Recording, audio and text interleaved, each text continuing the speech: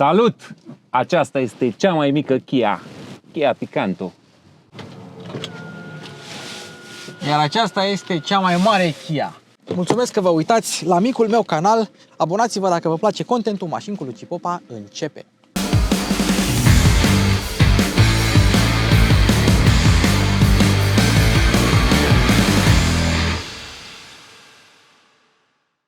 Vrei să-ți iei mașină? O duci la mecanic, foarte bine. O duci la reprezentanță, și mai bine. O duci la prietenul tău care se pricepe la mașini, și mai bine. Dar ce se întâmplă dacă mașina e departe, în Germania sau în altă țară? Sau e de la licitații? Simplu, încearcă un raport car vertical. Acolo poți afla dacă mașina are kilometri dați înapoi, dacă a avut daune mici sau mari, dacă a fost taxi, dacă a fost inundată sau de America. Din păcate, chiar și cu noul raport car vertical nu poți vedea dacă s-a ascultat manele sau nu în mașină. Dar dacă vrei, ai reducere 20% în descriere sau folosește cod Luci Popa. V-am pupat! Kia Remote Smart Park Assist. Acum și cu varianta Remote Smart Park Assist 2. Ce înseamnă 2? Înseamnă că din sistemul de infotainment, din magazinul de aplicații, poți să downloadezi versiunea a doua care poate parca singură, paralel, perpendicular și în diagonală. Mai mult, dacă simte vreun obstacol, va și vira. Fie că e vorba de mașini hibride sau e vorba de mașini electrice. La unele versiuni, de exemplu la Genesis, merge și la versiunile termice. Dar uite că merge la toate motorizările. Deci ce e răgălia asta? Este un BMW X7, e la fel de mare precum un BMW X7, are 6 sau 7 locuri, are 385 de cai putere, face 100 în 5,3 secunde și pleacă de la 72.000 de euro. Versiunea pe care o vedeți voi aici, cu vopseaua asta mată frumoasă și jantele pe 21 și pielea la interior și whatever, 90.000, 89.000 și ceva, uite, deși e vită. Da? Nu este deloc o mașinuță proastă. Ok, nu știu cine o să dea 90.000 de euro pe o Kia în România, dar acum nu mai merge gluma cu sărăchia. Nu mai merge. 5 stele la testele de siguranță Euro NCAP, 7 ani garanție, nu prea lipsește nimic.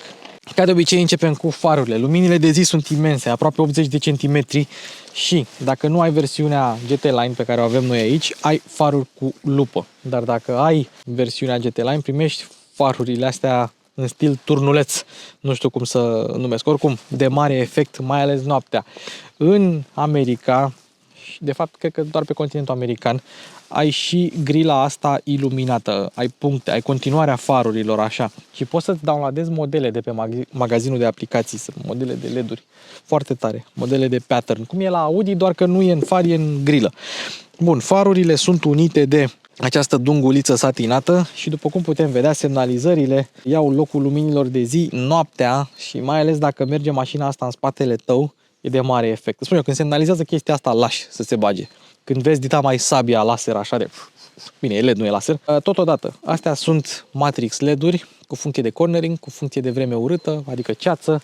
Au toate funcțiile și n-am ce să le reproșez, am mers azi noapte cu ele, am mers azi dimineața cu ele, că m-am trezit la 5, fără nicio problemă. Sunt niște faruri foarte bune. Tot ce ține de lumini la mașina asta este spectaculos. Al treilea stop de frână e foarte lat, bine că și mașina e foarte lată, are 2 metri lățime. Stopurile, ia uite, pam. Zici că, nu știu, cum se numea jocul ăla din copilăria noastră? Mațele și vânătorii, în care te puneai cu mațele așa și încercai să te descurci. Cam așa se întâmplă și aici, plus semnalizările 3D, luminile de marșariere le-ați văzut, asta este ceața pe spate, evident totul LED, nu e nimic non-LED la mașina asta, dar arată destul de bine. Și ai un pic de Volvo, ia fiți atenți aici. Dacă eu deschid portbagajul, astea sunt de Volvo, 100% Volvo. Hai să vedem grosimea statului de vopsea. 0,10, este o vopsea subțire, dar este mată. Ce trebuie să știți despre vopseaua asta mată? Se numește Ocean Blue Matte. Există și Ocean Blue Metallic. Aia costă 400 de euro pe toată mașina, adică mai ieftin decât vopseaua metalizată de pe o Dacia Logan. Dacă vrei versiunea asta mată, te costă 1800 de euro și da, e puțin pretențioasă, dar o recomand cu cea mai mare căldură. Nu știu cum se vede pe cameră, dar mașina asta în culoarea asta mată este absolut demențială. Și mai există o altă culoare mată, Fildeș. Deci dacă vrei albastru, Ocean Blue sau Fildeș, le poți avea mate. În rest, toate culorile sunt metalizate, perlate, non-metalizate și așa mai departe. Dar matul ăsta arată demențial. Apropo de Kia, în America, mulți caută, au văzut pe stradă Kia cu noua siglă și ei au văzut că scrie Cayenne și caută Cayenne Car pe Google. și sunt foarte, foarte multe căutări pe Google cu KN Car. Apropo, îmi place acest finish, un fel de diamond cut pe emblemă. Aceasta este cea mai mare emblemă pusă pe cea mai mare și spațioasă Kia de pasageri făcută vreodată. Avem o gardă la sol 177 de mm. Însă, dacă vrei să nu-ți zgârii bara de borduri, caută borduri sub 25 de cm, pentru că atât ai garda la sol aici, în fața mașinii. Asta vede camera frontală și dacă vi se pare că e murdar aici în față, nu e. S-a creat condens în interiorul camerei. Vedeți? În rest, botul e destul de simplu. Mai avem câteva fante aerodinamice aici pentru aerodinamică, adică nu răcesc frânele, se duc în afara mașinii. Mai avem aici niște flapsuri. Ele se deschid când mașina are nevoie de răcire suplimentară. Uneori, stând așa, se mai deschid random, știi?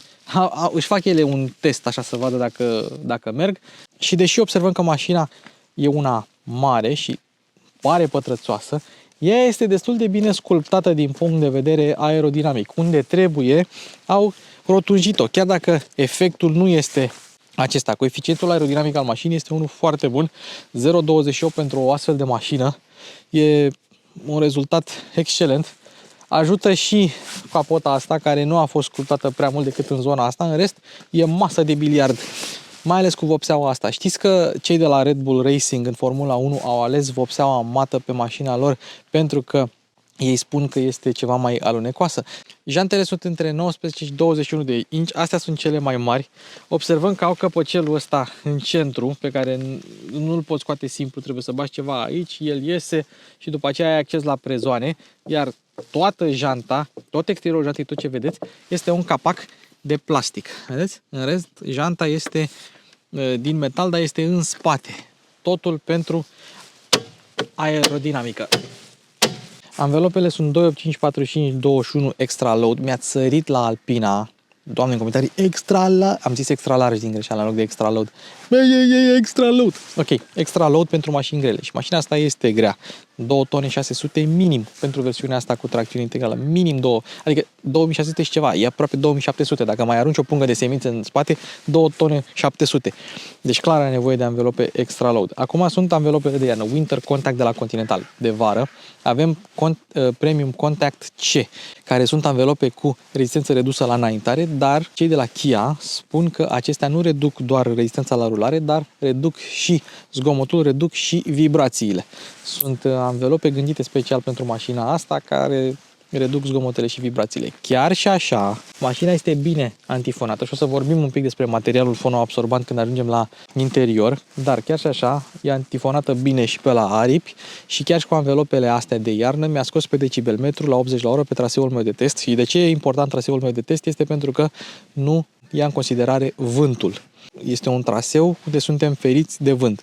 Dacă m-aș duce pe autostradă și aș prinde o zi cu vânt și o zi fără vânt, probabil că ar fi rezultatele incorecte între mașini, dar aici nu bate vântul niciodată pe traseul meu de test. Și atunci, el mi-a scos 58,7, o valoare foarte, foarte bună. Mai ales pentru o mașină care are anvelope late, e înaltă, e colțuroasă, mașina e foarte bine antifonată. 58,7 e la nivel de Mercedes. Deci, bravo, Kia! Dacă tot suntem la capitolul ăsta, hai să mai vorbim un pic despre ampatament. 3 metri 100.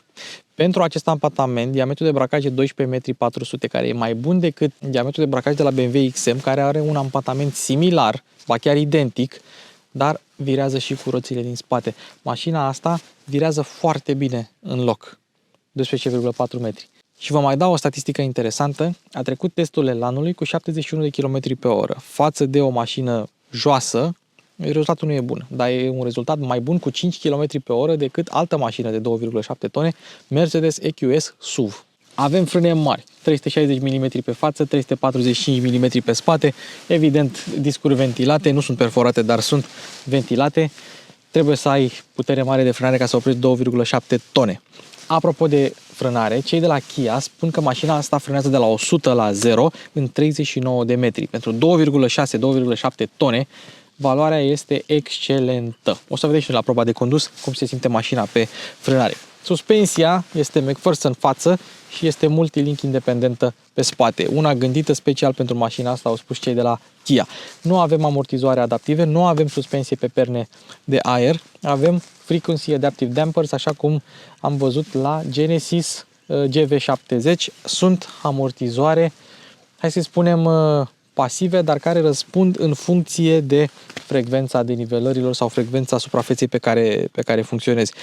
Dacă ai o versiune cu tracțiune integrală cum e asta, puntea spate este self-leveling, adică își ajustează garda la sol în funcție de nivelul de încărcare al mașinii. Diuzele nu sunt integrate în ștergătoare, dar măcar atunci când ridici ștergătorul să ștergi, se șterge până sus, pentru că avem un parbriz mare, ce-i drept nu este încălzit, dar în momentul în care ridici ștergătorul, el șterge în total. Îmi place că aceste ștergătoare sunt ascunse, tot cu rol aerodinamic s-a luat și această soluție. De la volan nu le vezi, de aici nu le vezi, sunt foarte bine ascunse. Apropo, încă o asemănare între BMW și Kia asta. Designerul șef a fost Karim Habib. Știți cine a fost Karim Habib? Cel care a desenat interiorul de la BMW E60, de la seria 5 E60, cel care a desenat două generații de seria 7, G și F, și care a mai lucrat la un X6 și un X3. Adică omul, după ce a desenat un Mercedes, câteva BMW-uri, s-a dus la Hyundai Kia să facă ravagii. Dacă te apropii de mașină cu cheia, mașina te va recunoaște, va deplia oglinda și va trage mânerele. Ce trebuie să știți despre mânerele astea, Mercedes și Land Rover și alți producători? Așa se fac niște mânere care ies din ușă, da? Ia uite. Ușor tragi, ușor o închizi, da? Nu iese într-o parte cum se întâmplă la Mercedes sau la Land Rover. Ai un click satisfăcător, nu trebuie să tragi ca animalul, nu ai deschidere electrică ca la Mercedes, nu știi presiunea cu care să tragi, vezi că nu se deschide, tragi, dar de fapt tu trebuie să tragi așa, din încheietură. Nu trebuie să tragi cu totul. Nu te tai pe mână cum se întâmplă la Mercedes, e ergonomic, deci așa se fac niște uși care ies din mașină. Și dacă vrei să încui această mașină, nu trebuie să apeși cum se întâmplă la mulți producători, ți-ai apăsat. Și dacă vrei să o deschizi din nou, ți-ai apăsat. Nu trebuie să ai instinctul ăla, să apeși, mă, de ce nu se întâmplă, știi? Sau uite, apăs pe el, nu se întâmplă nimic, hai mă, de ce nu se deschide, știi? Nu, ții cu degetul și la revedere, s-a deschis. În momentul în care semnalizezi, vezi în tabloul de bord unghiul mort să poți schimba banda foarte ușor. Această funcție a fost copiată și de Tesla. Oglinzile sunt mari, cu antiorbire și blind spot și încălzire, și ce îmi place la Kia e că e autodim, scrie pe ea. Dar e mare, îți oferă vizibilitate bună, însă pe anumite piețe, dacă vrei tu acest lucru, poți înlocui toată oglinda cu niște camere de luat vedere aerodinamice și cu ecrane puse acolo, exact cum regăsești la Hyundai Ioniq 5, Hyundai Ioniq 6 sau alte modele din concernul Hyundai Kia. Aceasta este cheia de la Kia, ia uitați-vă. Pam! Se vede lumina verde, se vede? Lumina verde, frumos. Când apeși pe orice buton se aprinde lumina verde, semn că s-a transmis semnalul sau că se dorește să transmită un semnal. Cheia arată ca și când ar fi un săpun din ăla de la hotel de 5 stele sau din reclamele cu doamnele și domnișoarele cu săpun hidratant. E foarte mișto cheia, are și o textură interesantă, dar e cam ușoară. Mă așteptam să mai aibă un pic de greutate pe spate.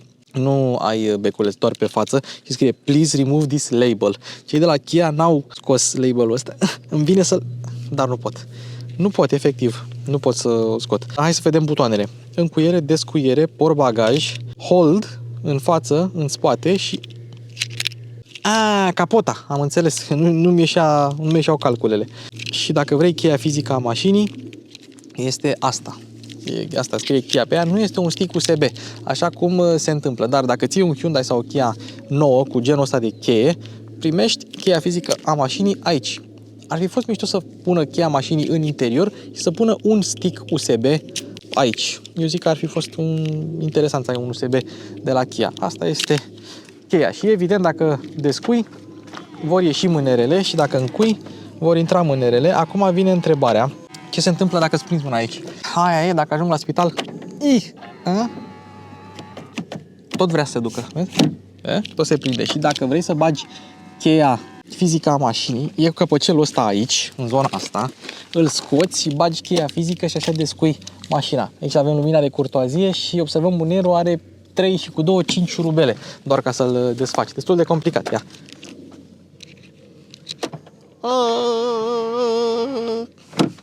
Ce e enervant la cheie? Apeși pe butonul de descuiere și apeși pe două butoane în același timp. E enervant. Și dacă apeși pe două butoane în același timp, spre exemplu pe butonul de descuiere, nu mai coboară geamurile. Așa că trebuie să stai, să apeși, să fii sigur că nu apeși și pe alte butoane și după aceea o să coboare geamurile. Geamuri duble, atât pe față cât și pe spate. Bine Kia. Și urcă din cheie, hop, protecție la ambele. Și în spate nu avem keyless. Keyless-ul este doar în față. Și un detaliu interesant, geamurile coboară de tot, dar în momentul în care prinzi protecția, ele coboară la același nivel. Ce tare! Și mai scade și viteza când ajung aici, în punctul cel mai jos. Avem child lock electric la mașina asta, dar nu înțeleg de ce am mai pus A-ul ăla acolo, ca și când ar mai fi fost un mod de a bloca ușile manual. Probabil dacă se strică butonul ăsta, e un căpăcel cu un A acolo, desfaci căpăcelul acolo, bagi cheia fizică a mașinii și ai child lock. Dar, apropo de child lock, dacă mașina simte că vine cineva din spate, practic camera, senzorii de aici, de blind spot, dacă simt că vine un biciclist, o mașină din spate, în anumite cazuri va emite un avertisment sonor pentru pasagerii din spate care vor să iasă, iar în anumite cazuri va pune child lock-ul. Adică pasagerii nu vor putea să iasă din mașină până nu trece acea mașină, acel biciclist și așa mai departe, iar pasagerii din spate vor ieși în siguranță. Și o diferență între Kia și BMW, am văzut și la Genesis și la alte modele din concern, nu poți închide geamurile din keyless, din păcate. Fața de ușă, Meridian Surround cu 14 difuzoare, este un sistem audio opțional, dar merită toți bănuții, mai ales dacă stai în spate la portbagaj cu muzica pornită, trebuie să stai un fel de party așa, un fel de tailgate party, cum au americani. Hai să vedem materialele. Vom vorbi mai multe despre materialele la interior când facem testul materialelor, pentru că mașina asta are multe materiale interesante. Dar hai să vedem acum cât de moale și de tare sunt. Bam, bam, moale. Da, aici nu dăm, că s-ar putea să se zghire, aici nu dăm. E plastic, nu este metal. Moale, moale, textil și tare aici jos. Avem... Hai să vă arăt cu ruleta, o bagi aici și, uite, nu mai vezi, poți să o scoți pe aici dacă vrei și mai ai încă un buzunar aici cu treaptă. Deci mânerul are un buzunar destul de măricel. Aici nu avem un buzunar foarte mare, spre surprinderea mea. Uite, bagi o sticlă de 0,5, dacă vrei să bagi o sticlă mare, nasol, nu intră. Avem o grămadă de butoane pe fețele de uși, volan, încălzit scaun, ventilat, memorie 1, memorie 2 și masaj. Nu este L1, L2 ca la BMW să schimbi poziția scaunului din dreapta. Avem alte butoane pentru așa ceva, oglinzi și geamuri, evident, plus încuiere, descuiere, child lock și mai departe. O să revenim la uși, materiale, scaune, pentru că sunt strâns legate între ele, dar am vrut să trecem în revistă rapid fețele de uși. În spate avem așa, același material moale, textil, tare, buzunare încăpătoare, însă nu știu ce au coreinii, nu vor să facă buzunare mari aici în lateral și scrie doar cu sticlă fără pahar, că e posibil să se verse pentru că buzunarul este înclinat. Avem și perdelation, dacă vrem să nu ne bată soarele în cap, perdeluțe manuale. Evident, și cam așa cu fața de ușă. Hai să vedem cum se aude o mașină făcută în Coreea. Cu geamul deschis. Cu geamul deschis. Hai să vedem cu geamul închis. Și cu geamul închis, altfel. Pentru că e aer înăuntru și trebuie să îl scoți. Haha.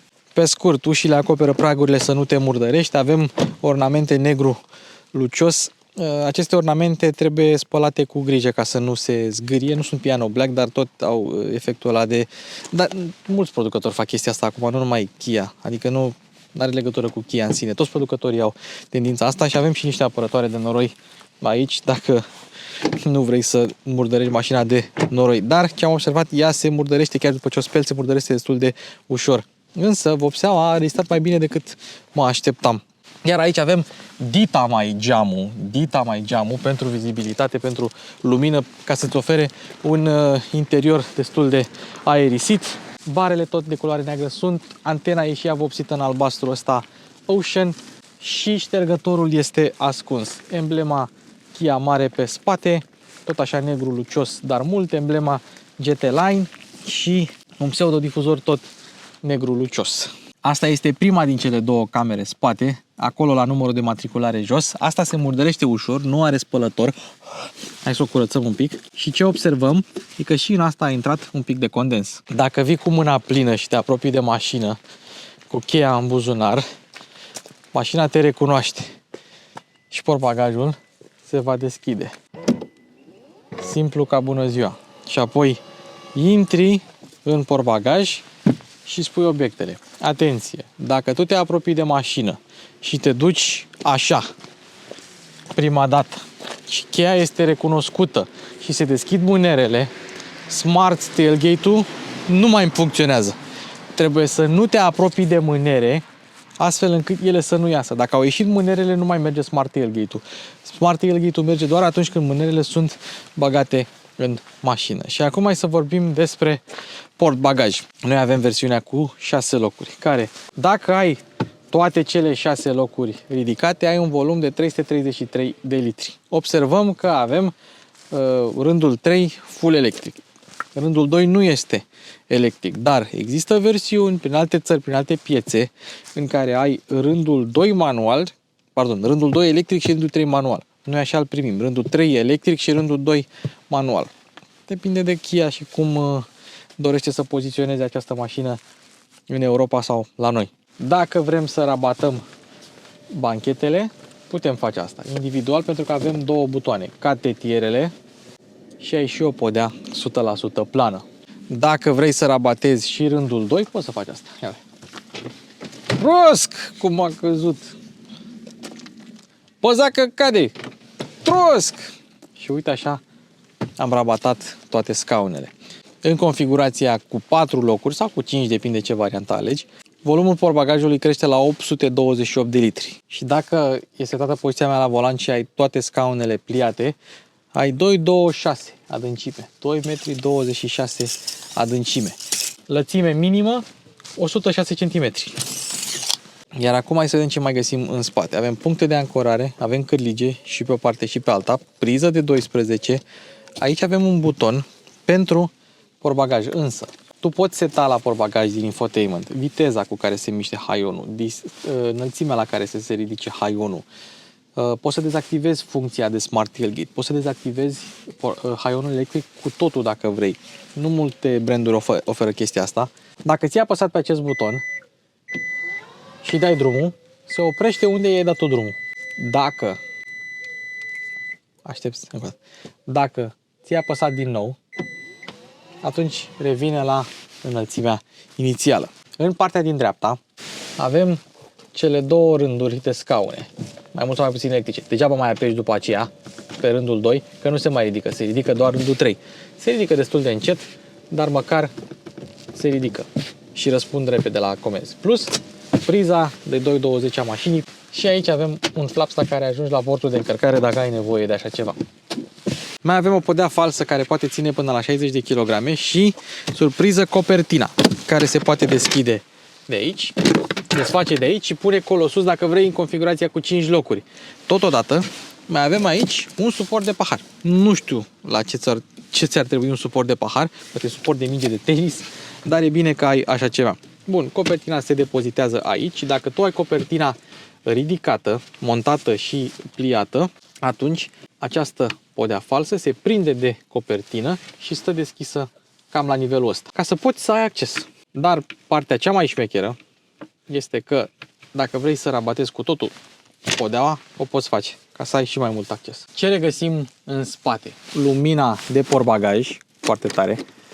Avem lumina pentru al treilea rând, gurile de ventilație care se închid și se deschid așa, centurile de siguranță cu tot cu suporturi, dacă nu ai nevoie de scaune. Dacă totuși ai nevoie de scaune, pasagerii au spații de depozitare, suporturi de pahare, difuzoare, USB-uri și butoane ridicare, scaun.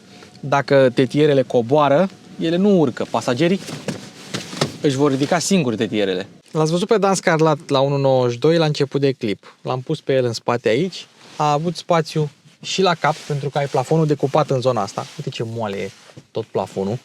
Dar a avut spațiu și la picioare. Dacă scaunele de pe rândul 2 sunt date un pic mai în față, o să arătăm imediat cum se manevrează aceste scaune. Vreau să vă arăt un lucru. Vedeți astea? Astea sunt mânerele de care se țin pasagerii de pe rândul 3 când vor să intre în mașină și dacă vrei confort, nu știu cât de recomandat este să mergi la drum lung așa sau așa, dar dacă vrei poți să faci acest lucru. Poți să dai și scaunele de pe rândul 2 jos, de tot poți să le dai. Adică poți să le desfaci și să le lași acasă. Și atunci ai spațiu berechet. Doar că astea au încălzire și ventilație, astea n-au. Mică rectificare. De aici deblochezi spătarul. Dacă vrei să dai scaunele jos, trebuie să deconectezi încălzirea și ventilația și e un proces mult mai complicat. Adică nu sunt făcute să fie plug and play sau plug și scoți. Nu. Din păcate nu se pot scoate atât de ușor scaunele astea. De aici deblochezi doar spătarul. Deci scaunele de pe rândul 2 sunt încălzite și ventilate. Acum, ce faci dacă vrei să intre cineva în spate? Apeși pe butonul ăsta, hop, și ți-o dă în spate. Sau vine pasagerul, poți pe butonul ăsta și ți-o dă. Doar că, spre deosebire de butoanele din spate de la portbagaj, astea nu deblochează scaunele de tot. Dar doar până aici. Cât să aibă loc pasagerul să intre. Pasagerul de pe rândul 2, dacă vrea, poate să-și regleze el. Dar sunt curios dacă poate să... Da, îl plieze de tot. De aici poți să-l pliezi de tot. Pe când de aici, ia. E până aici. În schimb, dacă îl desfaci de aici, o să cadă. Scaunul nu are memorie. Adică dacă pasagerul stătea aici, vine pasagerul din spate și vrea să-l împingă la loc, nu are memorie. Trebuie să-l împingi tu, pasagerul de pe rândul 2, unde vrei tu să stea. Ai și mâneri de care să te ții aici. Dar surprizele nu se termină aici. Pentru că dacă vrei să discuți cu pasagerul din spate care te-a supărat, poți face așa. Vii aici, tragi de o manetă și te rotești. Și te rotești. Și te rotești. Și te rotești. Problema este că, iar, dacă n-ai setat scaunul ăsta prea în spate, nu poți să-l rotești. Te rotești, te rotești, te rotești și îl pui așa. Ei, și acum îl dai în spate până unde stă scaunul șoferului. Trebuie menționat că ăsta e scaunul meu, care e dat destul de în față, că eu sunt mic. Și atunci vă bateți amândoi pe niște locuri. Un crack o să vină aici, un crack o să vină aici și un crack o să vină aici. O să fiți încracișați. Probabil că, da, e util dacă o mamă vrea să stea cu copilul în spate, care stă în scaunul de copil și are picioare mici. Probabil. Dar mai există o funcție a scaunelor ăstora. Ia, fiți atenți aici. Hop. Și hop. Ca să poți să ieși ușor din mașină. Dar mare atenție să nu se lovească cele două scaune. Adică acesta trebuie pus într-o poziție intermediară, astfel încât să ai loc și în față și în spate. În spate nu e așa mare problema. Dar există și varianta să dai în scaunul șoferului dacă nu ești atent. La fel există altă problemă. Dacă tu pui scaunul acesta cu spătarul prea aproape de acesta și se pune cineva care e mai înalt și pune memoria, cele două scaune vor apăsa unul în celălalt. Deci trebuie mare atenție atunci când pui scaunul șoferului. Sau, la fel, în momentul în care ieși din mașină, scaunul se dă în spate. Da, deci eu am poziția mea la volan, scaunul acesta e lipit de scaunul meu, eu ies din mașină, are comfort access-ul ăla și comfort exit-ul și în momentul în care deschid ușa, scaunul meu se va împinge de ăsta. Deci trebuie să ai o oarecare grijă. În rest avem, hop, una bucată cotieră, foarte frumos. Centura de siguranță se află aici. Îți pui centura de siguranță și au pus și airbag. Mașina asta vine cu un total de 9 airbag-uri. 9 airbag-uri ce înseamnă? Cu două cortine care se duc până în spate, cu două laterale 6, cu două laterale în spate 8 și cu un airbag la genunchi ar trebui să fie 9. Însă, vă dați seama că, fiți atenți aici, airbag-ul e aici, da? Face accident, sare airbag-ul. Unde se duce airbag-ul? Către pasager. Da? Vii și stai așa. Unde se duce airbag-ul? Încolo, către pasagerul celălalt. Și atunci ce se întâmplă? În momentul în care tu apeși pe butonul de rotire a scaunului, airbag-ul scaunului respectiv se dezactivează. Astfel încât airbag-ul se deschide doar și doar către mașină. Imaginați-vă cum ar fi să faci un accident. Tu n-ai airbag, te lovește din lateral ceva, tu n-ai airbag, te lovește pe tine, airbag-ul tău lovește pe pasager, pasagerul are airbag care lovește și e prins între două airbag-uri. Cum ar fi? Cam așa cu scaunele din spate de la această Kia. Mai am de povestit ceva. Avem două suporturi de pahare în spate, capitonate. Avem una bucată sertar, foarte drăguț. Avem un spațiu de depozitare aici, măricel, capitonat, frumos. Și, din vari motive, există și varianta asta. Să întinzi masa asta și să o fixezi așa. Dacă vrei să, nu știu, să te joci cărți cu pasagerul. Adică ai și spații de depozitare în spate. Mai ai și varianta asta, plăsuță pentru diverse obiecte. USB-urile sunt integrate în scaune, așa cum ne-a obișnuit Hyundai Kia.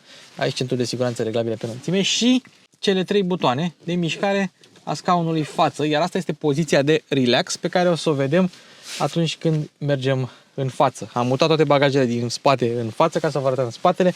Acum facem aceeași operație, doar că invers.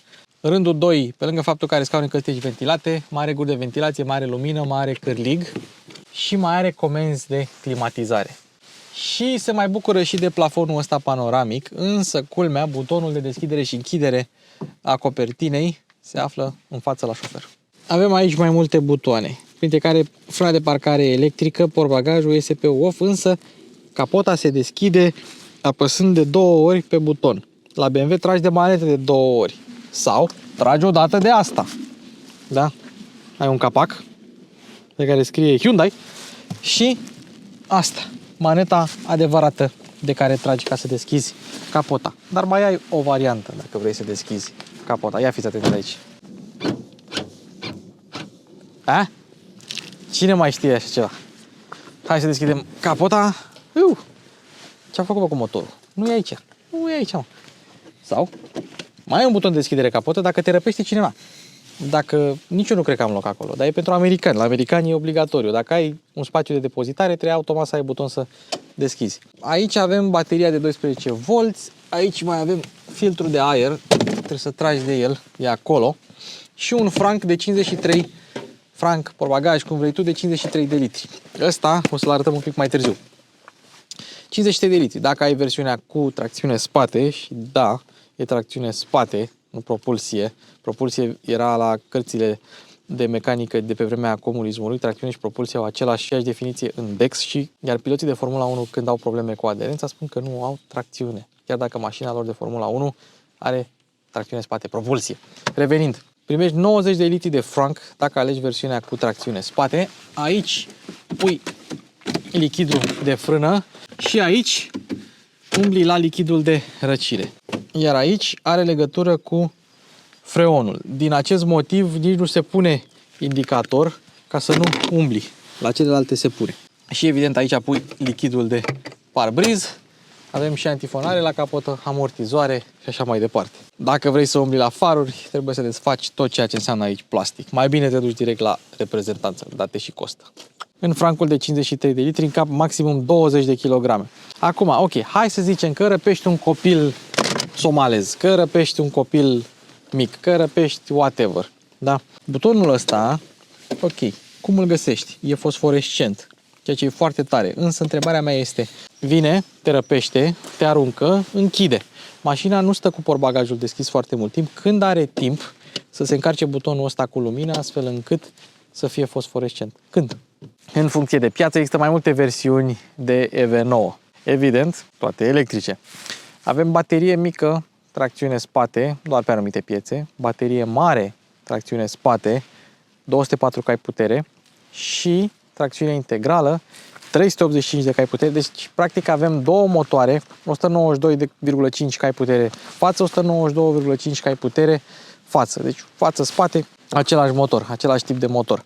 În total, ele dezvoltă 385 de cai putere, în total. 600 Nm împreună. 100 în 6 secunde, 200 de km la oră viteză maximă. Însă, dacă te duci în magazinul de aplicații, poți să downloadezi acolo încă 100 Nm și atunci scade timpul de la 0-100 de la 6 secunde la 5,3. Sau, dacă alegi versiunea GT Line, așa cum avem noi astăzi, ei bine, primești 700 Nm din fabrică și atunci ai toate performanțele dacă alegi versiunea GT Line. Deci, asta înseamnă. Două motoare, 700 Nm cuplu, 5,3 până la 100, 200 de km pe oră. Cam astea sunt performanțele unei mașini de 2,7 tone. Din păcate, orice mașină electrică are nevoie de o baterie. o baterie mare și grea, de obicei. Aici avem o baterie de 99,8 kWh, baterie litiu-ion produsă exclusiv de către SK Innovation. SK Innovation face și baterii, dar este și o companie petrolieră, adică le face pe toate. Are 4 roți, dă-i benzină, merge pe curent, dă-i curent. Dar este o companie coreeană. Mașina este făcută în Coreea, tot în Coreea, inclusiv bateria. Nu se ia nimic de la chinezi. Capacitate netă cam 96 kWh. Autonomia VLTP este de 505 km. Însă, dacă vreți să știți consumul real sau autonomia reală a unei mașini, nu vă luați după autonomia declarată. Luați-vă după consumul declarat, care la mașina asta este 22,8. 22,8, grosomodo, nu e 505, e 425 de kilometri. Dar versiunea cu tracțiune spate și baterie mare se duce în 563 de km VLTP, adică te poți apropia de 450, chiar 460 de km destul de real cu mașina asta. Culmea, eu am scos undeva la 20. Deci am bătut consumul declarat al mașinii și mă apropii de autonomia VLTP, mă apropii de acei 500 de km, pe care sunt sigur că i-aș fi putut scoate dacă n-ar fi trebuit să filmez mașina și să stau cu ea pornită aiurea în tramvai toată ziua. EV9 vine și cu pompă de căldură, deci iarna nu o să pierzi prea multă autonomie, pierzi cam 20-30 de kilometri din autonomia totală dacă mergi cu căldura pornită iarna. Dar avem și precondiționare baterie doar dacă pui stația de încărcare pe navigația mașinii. Dacă o pui pe Waze, atunci nu mai funcționează această precondiționare. Mă rog, fiecare producător te încurajează să folosești propriile sale sisteme, dar nu știu cât de multă lume mai folosește navigația mașinii și nu Google Maps sau Waze. Hai să vorbim despre încărcare. Așa se deschide portul de încărcare. Pun pariu că dacă îl și împing, dar nu trebuie să-i faci, se închide. Așa se închide. Însă, am descoperit o chestie. Ați observat cum s-a închis un pic mai încet, da? Ok. Și acum, dacă faci asta, îl închizi repede. Ceva genul, e o urgență să se deschide, o să lovească ceva, pac, mai apeși o dată rapid și se închide. Portul de încărcare. Type 2, la 11 kW, 99, deci cam undeva la 9 ore se încarcă. Însă, mașina fiind făcută pe arhitectura de 800 de volți și platforma eGMP a celor de la Hyundai Kia, înseamnă că se încarcă repede. Se încarcă maximum 210 kW DC, se încarcă de la 10 la 80% în 24 de minute cu o curbă sau o medie de 180 de kW, deci foarte bine. Asta dacă prinzi stație atât de rapidă. Și este echipat cu Vehicle to Load, Vehicle to Grid, Vehicle to Home, Vehicle to Building, Vehicle to orice. Poate da curent gospodăriei, clădirii de birouri, oricărui aparat electric, practic poate să dea curent și către rețea. Practic poate să dea curent și către rețea, Vehicle to Grid. Vehicle to Home ăsta e destul de bun. În anumite țări unde prețul curentului este mai mic noaptea, încarci mașina noaptea și folosești curentul ziua. Dai curent gospodăriei ziua din curentul plătit noaptea la preț redus. Cum? Dai 232 de euro și cumperi asta, care este device-ul prin care faci Vehicle to Load-ul. Pam! O dată așa, îl desfaci frumos aici și ai băgat priza. La revedere! Și acum dai curent la absolut ce vrei tu. Al nouălea airbag era de fapt airbagul central din față, nu era airbagul pentru genunchi. Kia nu are airbag pentru genunchi. Acestea sunt scaunele și asta e poziția lui Scarlett, asta este poziția mea, ca în memorie, și avem relaxation mode. Dacă vrei să stai să te întinzi pe spate, ăsta este relaxation mode. Ca să ieși din relaxation mode, fie ți-ai apăsat invers pe acest buton, fie îți dai memoria ta și e același lucru. Am zis că vorbim despre materiale. Aceasta nu este piele naturală, este biopoliuretan, care este făcut parțial din porumb. Totodată avem sticle reciclate și termoplastic pe bord, pe montant și undeva pe ușă.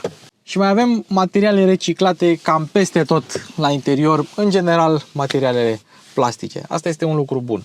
Sincer, decât piele naturală, lemn natural, aș prefera să fie materiale reciclate. Măcar atât să facem și noi pentru planeta noastră.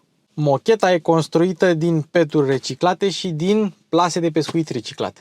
Anumite butoane și anumite plastice sunt vopsite cu vopsea lipsită de chimicale. În general, vopsea pe bază de apă. Până și aici s-au gândit la natură.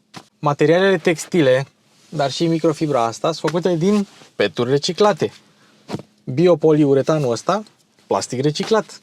Scaunele sunt deosebit de confortabile, la fel și tetierele. Buretele care se află în toate tetierele, și în față și în spate, nu materialul deasupra, buretele din interior, împreună cu toată antifonarea care se află în această mașină, sunt construite din resturi uscate din plante. Dar din păcate, doar șoferul are masaj. E de fapt un ergo motion seat menit să te țină activ, dar se simte ca și când ar fi un masaj. Hai să vorbim un pic despre volan. E mai teșit sus decât e jos. E teșit și sus și jos, dar e mai teșit sus și jos. Este iluminat, are sigla iluminată. Are vopseaua asta eco pe butoane. Modurile de rulare și modurile off-road sunt aici. Regenerarea se află pe padele. Avem manetele tradiționale și surpriză. Ia uitați ce avem aici, mare și gros. Avem schimbătorul de viteze cu butonul de start, cu schimbătorul și evident ca la alte modele, mai mult sau mai puțin coreene, avem acest sistem. Și evident butonul de parc. Totul este relativ ergonomic aici, dar avem și camera asta care e mereu cu ochii pe tine, poți să o dezactivezi. Tu ai cititor de amprentă, mașina știe toate setările tale, scaune, radio, dragi laci, dar nu ține minte setările pentru sistemele de asistență, pentru că Uniunea Europeană. Materialele le-ați mai văzut, deci avem așa, moale în zona asta, dar tare în zona asta, nu te aștepta. Moale în zona asta și tare mai în spate. Aici textil, aici nu dăm. Ăsta oricum este un touch. Este un panou cu touch. Și dacă vrei să umbli la ecran așa, există uneori șansa să îl atingi cu mâna. Și evident, butonul ăsta este customizabil, l-am pus Apple CarPlay. Moale, că e textil, cotiera e moale, aici jos tare și spațiul ăsta este tare și este capitonat cu cauciuc. Da?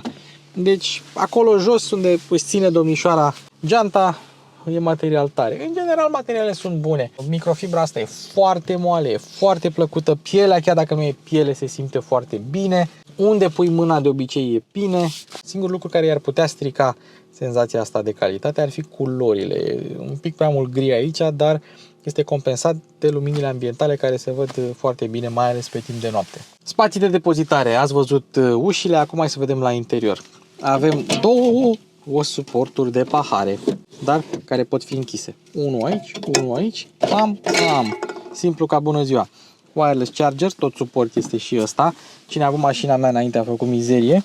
Și aici avem un mini spațiu de depozitare pentru un mini portofel. În schimb, aici se află spațiul cel mare. Cotiera, ați văzut-o? Torpedoul. Acum. Ia uite. Ce torpedou imens cu etaj. Foarte tare. Dar este mai mult un sertar decât un torpedou. Ce interesant este că avem copertină electrică în spate, dar în față avem un singur buton de deschidere trapă. Copertina nu este electrică, este manuală. În spate avem copertină electrică pentru că nu se deschide. E plafon panoramic, nu e trapă. Comenzile acestea le-ați văzut. Avem rotița de volum, temperatura, modul și din nou temperatură pentru climă, avarii. Avem USB-C pentru încărcare și CarPlay sau doar pentru încărcare sau încărcare și CarPlay. Îți alegi tu ce vrei. Și aici încă un USB-C pentru încărcare și aici o priză de 12 volți. L-au integrat bine în bord, părerea mea. Acum e un pic ciudat că nu avem comenzile de climatizare aici, le avem aici, în al treilea ecran. 1, 2, 3. 12,3 inch, 12,3 inch, 5,3 inch. În zona aceasta mai avem auto hold, hill descent control, camerele 360 și senzori de parcare. Dacă toți suntem aici, hai să arătăm și camerele 360 pentru că avem mai multe unghiuri decât ce v-am arătat la început. Acestea sunt unghiurile din față, acestea sunt unghiurile din spate. Acestea sunt unghiurile 360. Mașina nu semnalizează, nu dă flash-uri, e doar o machetă, din păcate. Și are și alte jante față de ale noastre. Dar, în afară de micul condens pe care îl regăsim pici picolo, rezoluția e bună și refresh rate-ul este bun. Avem și head-up display cu realitate augmentată. Dacă setezi o destinație în navigația mașinii, vei primi săgeți cu indicații ca la NFS. Oglinzile anti-orbire se văd mult mai bine de la interior decât din exterior. Pe pedale avem inscripțiile minus și plus. Premiul pentru cea mai mare oglindă la parasolar îi revine lui Kia EV9, cu tot cu luminiță. Vedeți, nu mai avem buton din ăla ca la celelalte modele Kia. Și nu foarte des vedem la noi parasolar extensibil. Ecranul climatizării este obstrucționat de către volan și eu când am luat mașina, ea era parcată așa. Nu găseam butonul de start. Unde mă? Alo? Hello? Cu greu l-am găsit. Dar e foarte greu să bagi capul aici. Acesta este tabloul de bord cu multe informații. Avem 3 stiluri, stil A, stil B, stil C. Puțin mai multă inspirație nu ar fi stricat, mai ales având în vedere ce tablouri de bord mișto fac Hyundai și Kia la alte mașini. Mergea mai multă inspirație, mai ales știind că ei chiar pot să facă mai multe lucruri. Continuăm cu informațiile, avem cuplu, avem consum, avem trip, deci consumul a crescut foarte mult stând cu mașina parcată și pornită toată ziua, a fost 20,3, a stat pornită și ieri foarte mult timp, ar fi fost sub 20 dacă nu s-ar fi întâmplat aceste evenimente. Drive mode, eco, normal, sport, se vede cum se schimbă modurile de rulare și dacă o treci în sport, pernuțele te strâng mai bine ca să fie un scaun mai sportiv. Se și aude pe lavalieră, cred. Avem și moduri de teren, mud, snow, sand, informații despre navigație sau busolă și sistemele de asistență. Și dacă ții pe OK, atunci poți să intri în tot meniul de sisteme de asistență care este acolo. E aici și o să-l arătăm imediat. Dar acesta este tabloul de bord, informațiile sunt bune, merge foarte ușor, merge mai multă inspirație în ceea ce privește grafica. Acesta este ecranul climatizării.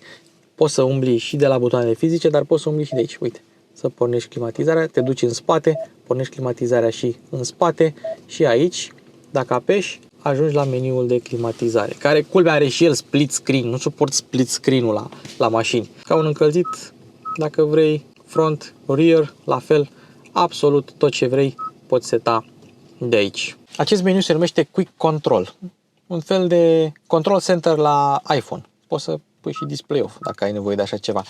Apoi, sistemul de infotainment l-ați mai văzut în clipul cu Genesis GV70. Este același sistem de infotainment adaptat pentru Kia. Și avem așa, Apple CarPlay Artist, avem navigația mașinii și avem meniul de EV.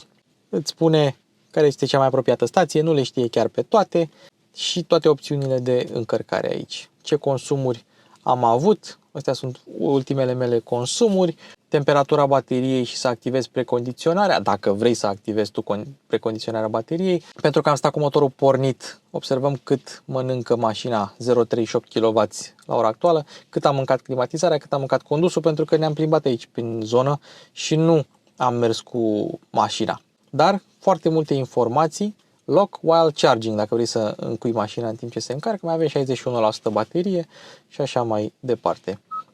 Mai avem aici electricity use, mai avem energy consumption history. Observăm că mașina obține niște consumuri foarte bune. Setări tot așa de încărcare, charging limit, dacă vrei să se încarce până la 100% fast charging, vehicle to load, cât de mult curent vrei să folosești în vehicle to load, adică să-ți mai rămâne un 20% acolo, să nu mori fără baterie, să nu rămâi fără baterie. Setări de precondiționare, utility mode, mașina poate să tracteze dacă ai nevoie 2,5 tone, ce fel de frânare regenerativă să ai, soft, medium sau strong. Plug and charge, asta e o chestie să recunoască stația mașina și după aceea să-ți vină taxarea pe card direct sau acasă, etc. Să nu mai stai să mai plătești, o bagi în card și plătești la final. Phone, Apple CarPlay, Android Auto wireless sau Apple CarPlay wireless, a fost update de soft în decembrie, deci oricine care și-a luat mașina până în decembrie primește update de soft. Cine a cumpărat-o după nu va avea nicio problemă pentru că va veni cu Apple CarPlay wireless și cu fir în standard. Voice memo, de ce ai vrea să faci voice memo, scaune. Și de aici poți seta încălzirea și ventilația pentru al doilea rând sau poți să pliezi sau să depliezi, dar noi nu o să facem asta că avem bagaje acolo, rândul 3. Interesant că poți face acest lucru. Car wash mode este ce ați văzut înainte. Settings. O să revenim la settings, că acolo sunt cele mai multe. Weather, calendar, sports, modul valet, să nu-ți umble prin mașină.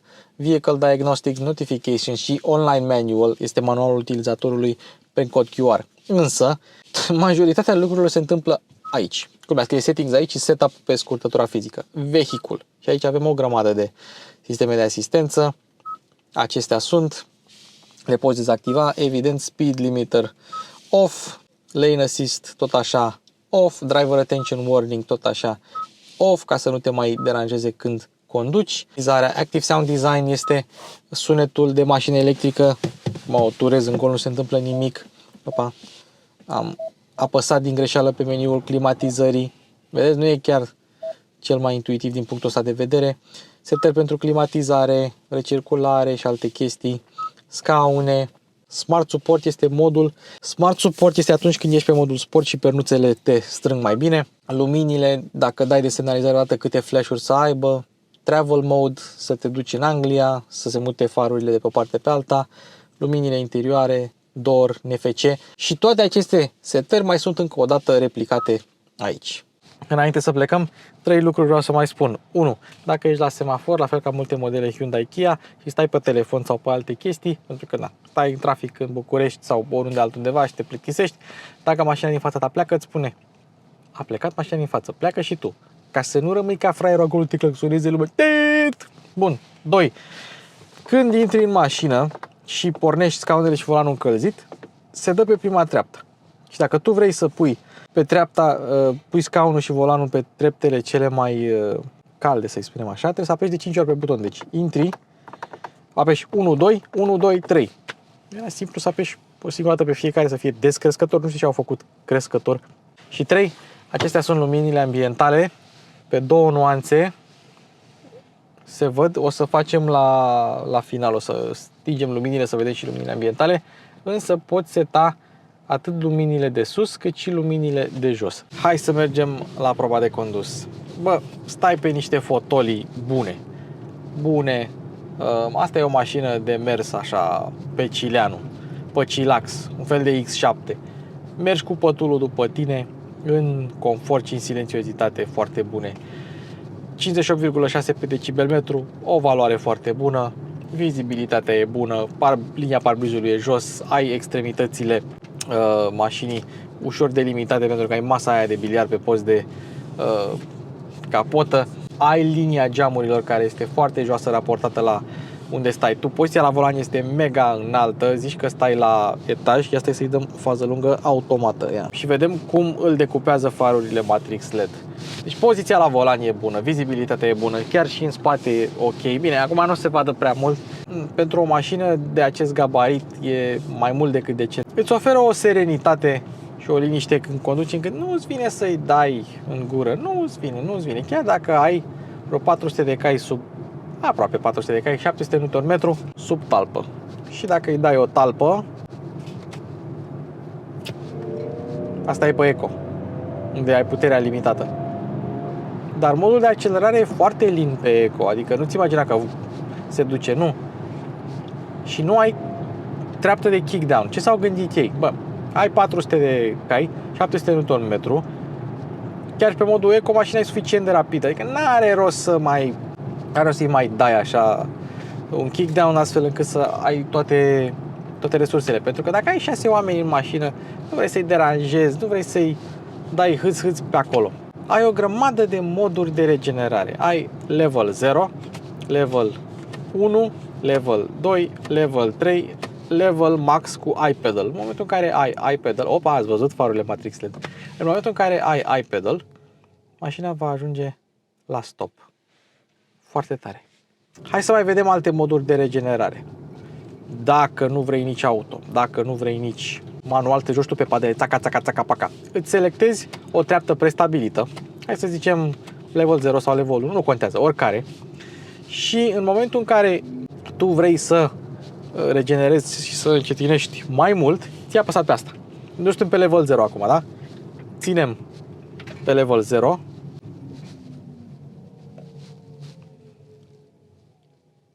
Și la level 0 mașina s-a oprit. A funcționat ca un one pedal, eu n-am frânat deloc. Acest mod funcționează indiferent că ai auto hold-ul activat sau dezactivat. Este același lucru. Per total, mașina e plăcută la condus. Volanul e măricel, e teșit, ok. Mi-aduce aminte de volanele de Peugeot până la un punct. Și dacă vrei să iei curbe cu mașina, o să ți se ducă sticla. Dar în rest, mașina stă surprinzător de bine. Evident că producătorul i-a insuflat un caracter subvirator, pentru că ăla e cel mai sigur. Mai bine vezi limita cu fața decât să vezi limita cu spatele. Hai să schimbăm modul de rulare pe normal. Opa! Și acum deja începem să simțim un pic mai mult din putere. Și acum trebuie să regenerăm mai mult pe curbe. Evident, ai și modul personalizabil, dar eu zic că putem să intrăm așa. Direcția nu este steer-by-wire, e pinion cu cremalieră și asistență electrică, nu e, dar e un pic deconectată. Dar nu e genul ăsta de mașină unde trebuie să simți tu direcția și ce se întâmplă. Tu simți asfaltul pentru că ai, sau simți drumul, denivelările din asfalt, pentru că ai jantele astea de 21 de inch și o suspensie un pic mai rigidă decât ar fi, să spunem, la un model termic, la Kia Telluride, să spunem așa, care e un fel de EV9, doar că e termic, ca să compenseze masa suplimentară. Dacă nu te duci la limită, atunci centrul ăsta de greutate va fi în avantajul tău. Dacă treci de o anumită limită, atunci 2,7 tone își vor spune cuvântul. Ieși din viraj, ui, și se duce, se înfige, ai putere. Deci nu vă imaginați că dacă are 2,7 tone, mașina asta e lentă și nici măcar n-am trecut-o pe sport. Trecută pe sport și plecat de pe loc, ai un pic de lag, dar după aia se duce mașina. Și ăsta este sunetul pe care l auziți în boxe. Se poate scoate, se poate da mai încet, dar l-am lăsat așa de efect. Direcția se întărește și dacă mergeți în general cu o electrică sportiv, apropo, nu te lasă să folosești padelele de regenerare, să schimbi dreapta de regenerare dacă tu ești cu piciorul pe frână. Asta se întâmplă la multe modele Hyundai Kia. Sfatul meu este să mergi cât mai mult cu cea mai mare regenerare, pentru că în momentul în care tu iei piciorul de pe accelerație, automat mașina începe să frâneze până când apuci tu să apeși pe frână și atunci se face transferul de mase înainte de frânare și să zicem că ai nevoie să ciupi o frână, da? Mergi, vrei să muște fața, face transferul de mase, iei piciorul de pe accelerație, intri în viraj și la revedere. Dar te poate și ajuta.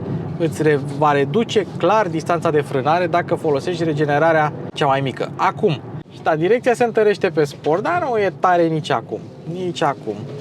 Poți să te dai la ea un pic, dar nu o să spună nimic puntea față. Poți să mergi tare dacă vrei. Și după aceea, dacă vrei să frânezi tare, cei de la Kia se laudă cu 39 de metri de la 100. Nu o să frânăm de la 100, dar îi dăm o talpă frână acum. Și Matrix LED-urile s-au oprit. Ce este praful din pădurea asta. A frânat foarte bine, stabil, nu. N-aș avea ce să-i reproșez. Vă dați seama că dacă o să frânați așa și nu o să folosiți regenerarea, o să schimbați discurile destul de devreme. Însă, fiind o mașină care are regenerare destul de puternică, recomand să o folosiți și atunci veți folosi discurile și plăcuțele mult mai rar decât de obicei.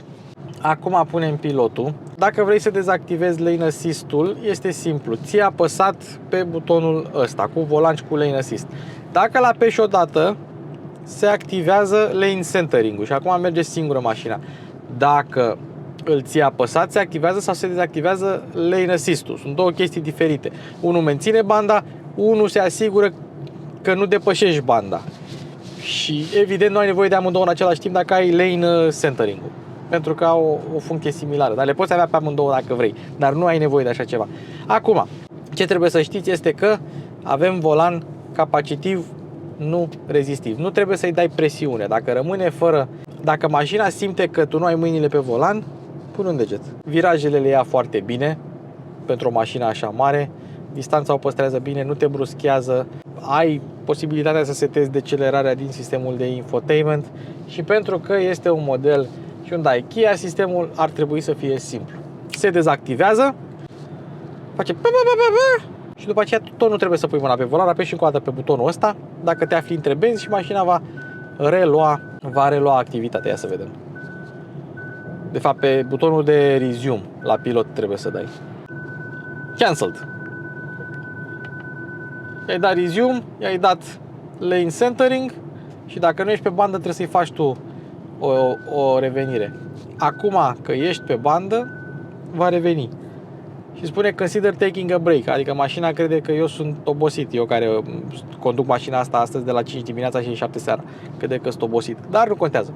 Și asta a fost Kia EV9. Aștept părerea voastră în comentarii. Eu am fost Luci, Harry Potter la cameră, Bogdan la editare. Ne vedem la un episod următor. Vă mulțumesc pentru atenție. Seară frumoasă sau bună dimineața. Vă pup. Mașini cu Luci Popa se încheia!